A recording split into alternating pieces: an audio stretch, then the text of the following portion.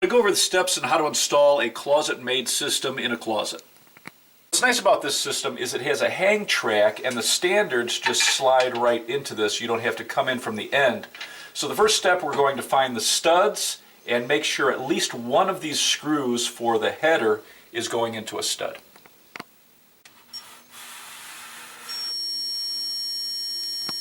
Any holes that aren't over a stud, you need to put toggle bolts in the header. And with a toggle bolt, you're going to need to pre-drill to push this through, and these are going to carry about 75 pounds each.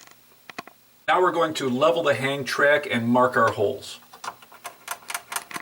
To connect our toggles, we're just going to push the bolt through one of the holes, and then we're going to just screw the anchor onto this, and this will allow us to push it through a hole that we're going to drill, and it'll snap open behind the drywall.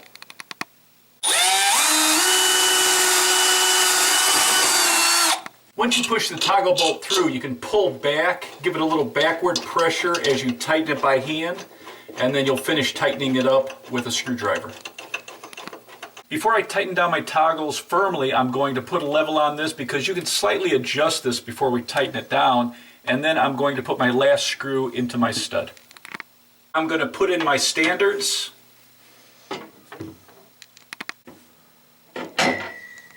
Now I'm going to use the level and make sure that my standards are vertical, and then I'm going to mark the holes so that we can put anchors in these standards.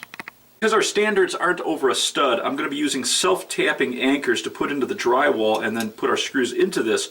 What's nice about this is this will hold 75 pounds each.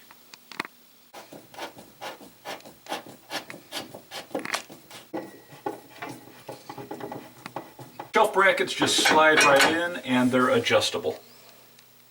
To cut the shelving, you can use a bolt cutter, a high tension hacksaw, or a reciprocating saw with a metal cutting blade, and I'm going to cut these about an inch shorter than the width of the closet. Once you cut down your shelves, you're going to use shelf caps to cover the ends. When we slide our shelves on, we're going to attach it to this back hook to lock it in place. When we slide our shelves on, we want to put the shelf bracket through this opening that's formed in the front of the shelf, and then we're going to lock that back bar onto the back, and it's going to lock the shelf in place. Beside the basic shelves, there's also other accessories that you can get to add hooks onto this, and I'll put more information underneath the video.